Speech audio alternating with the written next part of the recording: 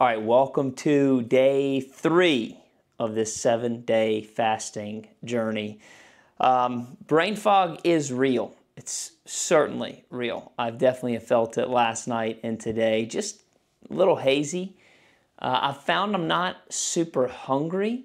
I am more tired. And when I usually do a 3-day fast, I don't find myself with a lot of the things that are going on a 7-day fast. I think a lot of that is because I am anticipating how long it is going to take until I get to eat. Usually on a 3-day fast, I would be eating tonight, I'd be having dinner tonight.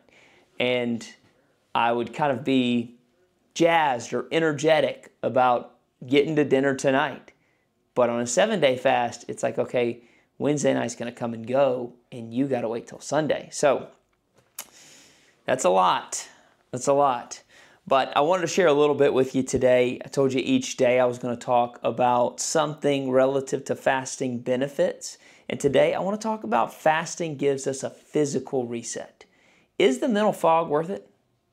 I follow a lot of fasting channels, and I'm going to encourage you, if you are going to get into this, find a couple great doctors to follow on YouTube that talk and promote fasting. If you want a podcast to check out, he's not a doctor that hosts it, but he has a lot of doctors on. But it's the Diary of a CEO podcast. It's probably one of the most recent that I've watched on fasting. He's got a great episode with an expert on fasting. And I think it's titled Fasting and Cancer. I think that's what it's titled, but very inspirational and really instrumental in helping me put the different types of fasting into my routine. But here's our thought for today. Fasting gives us a physical reset.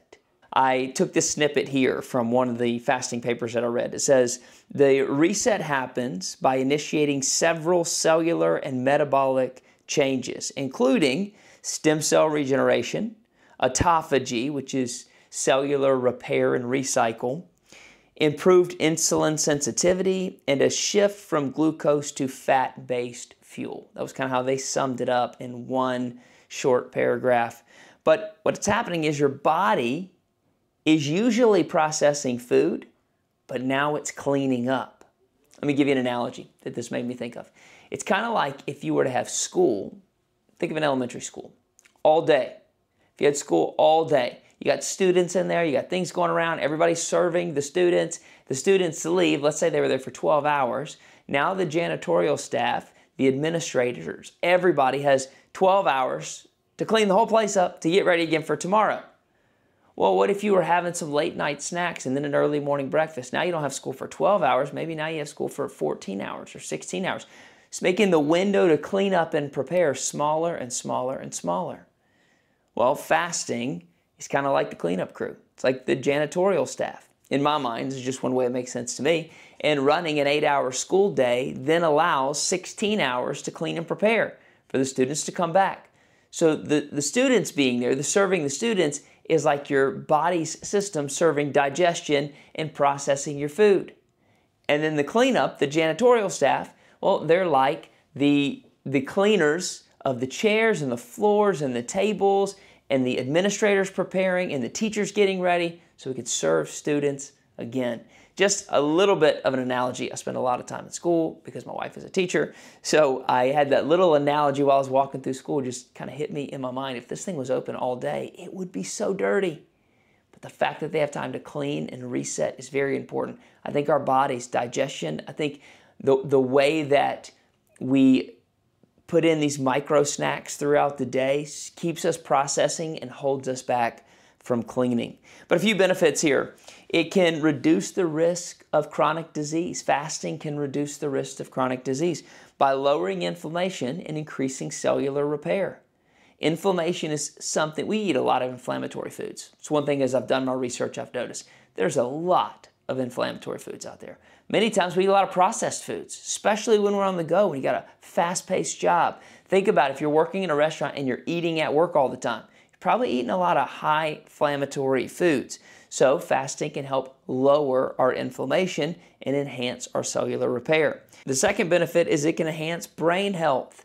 We learned in our Conquer Worry and Anxiety series that Dr. Amen talks about how your body is just the vehicle that carries your brain around. Your brain is so important, and fasting can help produce favorable changes in your brain and grow your brain's resilience. And then number 3 is build a stronger immune system. When we're looking for this body reset, we can build a stronger immune system. Cellular regeneration and repair takes out damaged cells, leading to a stronger and more responsive immune system. Again, go back to the school. If we constantly have students in there, it's not going to get clean. But our immune system is there to fight off sickness. It's there to fight off things. If we keep it busy all the time, it won't be ready when we need it. So fasting, taking a break from food, giving ourselves a hard pause, allows us to do that cell regeneration, that cell cleanup, that cell repair. Very important. Well, that's what I have for you today. Fasting gives you a physical reset. A little bit about my journey. This morning, I think I weighed in at 165. So there's a 2-pound difference on that. And they say it's usually day 3 that your body starts releasing human growth hormone. Might be day 2. But I would say for most of the fast, I've been taking it easy. I've not been going to the gym. I've just been doing the walks. I have been in bed by probably 9 o'clock each night, just really giving my body the rest it needs, because the rest is part of the reset. So how am I feeling? Well, still a little bit foggy, but as we set up at the beginning of this from that short paragraph, you move from glucose to fat-based fuel. So getting those ketones going, getting that energy restored is usually an after day 3 thing. So I am excited for it, and I'm excited to share with you tomorrow on how it's going on day 4. I'll see you then.